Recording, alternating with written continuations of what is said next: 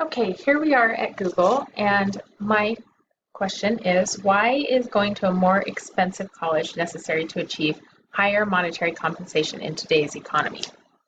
So what I did is I came in here to Google and I did Ivy League college, the Boolean and, worth it, the Boolean or, and salary range. And then that brought me to all of these choices, quite a lot of them actually.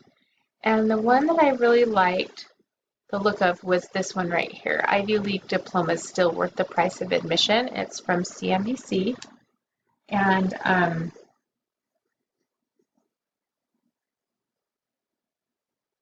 it's got, Ivy League in it, and it's got, is it worth it in it? And so it's from CNBC, which is a good source, I guess. And just goes through and talks about all the different ways, and it's got some links to some other, I guess he links other experts in the area. And so he's got the founder and CEO of Ivy Exec, an online executive job search site, studentadvisor.com, an education comparison site. And then it talks about all of the things from an undergraduate's perspective.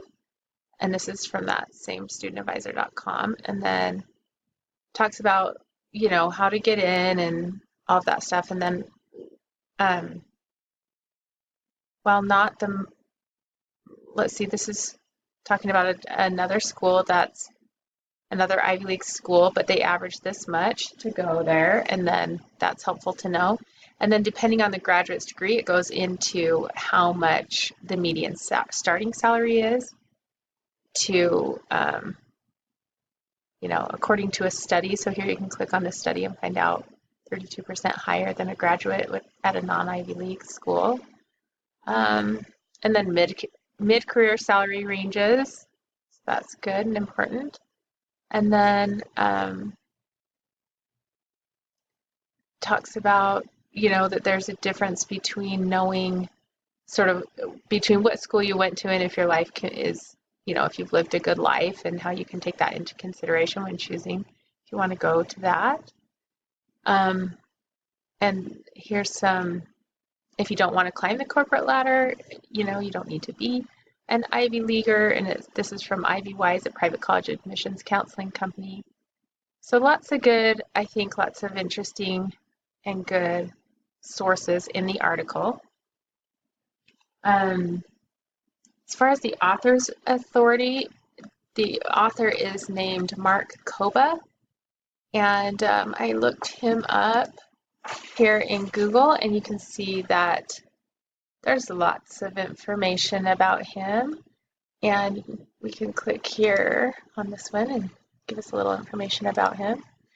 So he's a senior editor at CNBC.com. Topics for his future story writing include the business of politics, healthcare, employment, and the economy. He spent 11 years at Bloomberg LP, where among various duties, he was a program producer for the award-winning Bloomberg Small Business television show. His background includes a decade of news writing and show producing at CNN, E! Entertainment, Television's ABC, World News Now, Good Morning America, and CBS This Morning. And so he is a credible guy, he's done a lot of things in his background. And then, of course, working with CNBC is, it's not necessarily, this isn't a peer-reviewed article, but I think it's a good article. It provides a clear and concise summary of what I'm looking for as far as whether or not a person needs to go to an Ivy League school.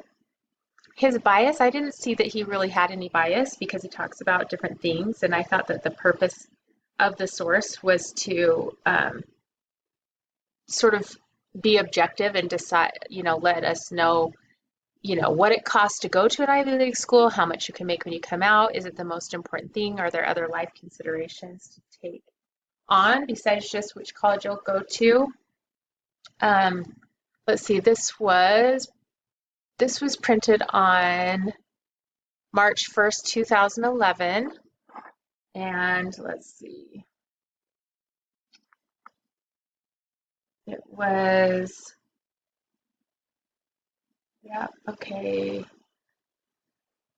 I thought that the usability of this, obviously it's CNBC's site, so it's pretty cut and dry. You just click on it, all the information's here, and of course you can just go through and read all of the different sources that the article provides. You can see where everybody's from and all the different sources and look them all up. So I think it's very usable, easy to, check up on all of his sources. It really did support my thesis well, like I said, and I didn't think that this caused me to want to edit my research question. It just was very clear, and there were a lot of other articles on this same topic, and so I don't see any reason why I would need to change my question. So let's see here. We're going to come up here. So let's see.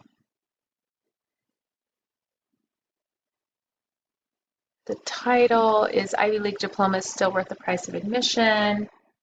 Let's see.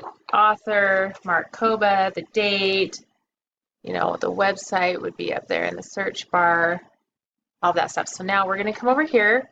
We're going to make a citation. So first I'm going to highlight the name of it, the article. Come over here, and I've already got kind of this printed up or written out for me, so I know exactly how to do it. So Mark Koba would be first thing.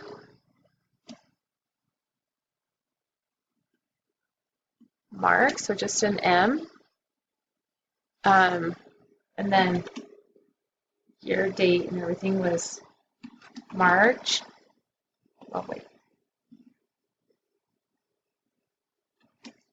2011, March. Did it tell me?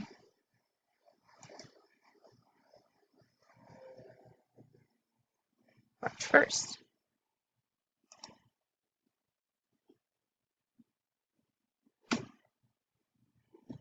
The title, I'm gonna go ahead and paste that because it's kind of long. Don't forget it. Do it like that. Okay, and then title of the article. So the only thing that should be capitalized is the first thing, first letter.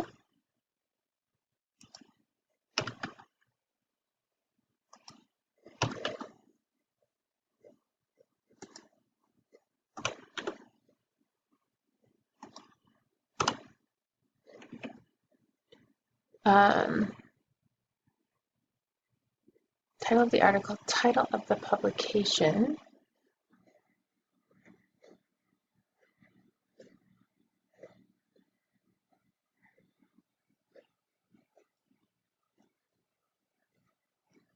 CNBC is the name of the website, and we need to make that italic. Okay, and then let's see.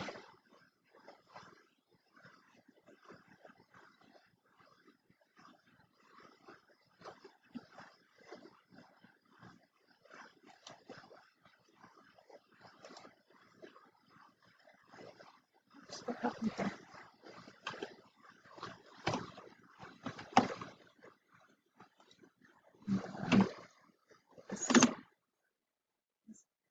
And last but not least, we're going to do a hanging indent.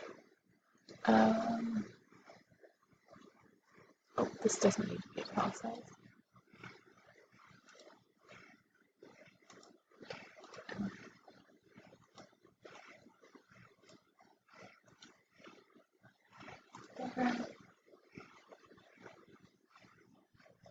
Come under here to special and do the hanging indent. Okay, so there's our citation. Get rid of this, and we're done.